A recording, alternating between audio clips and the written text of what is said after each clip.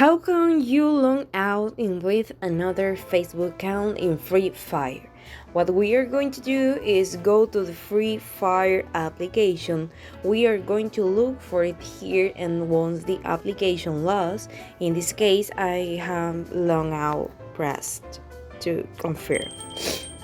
Okay.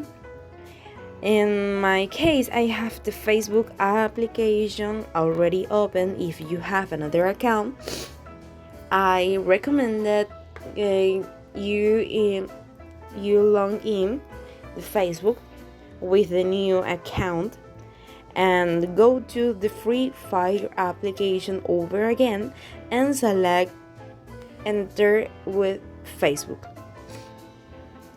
And if you have your Free Fire account connected with Facebook account, this log in very fast.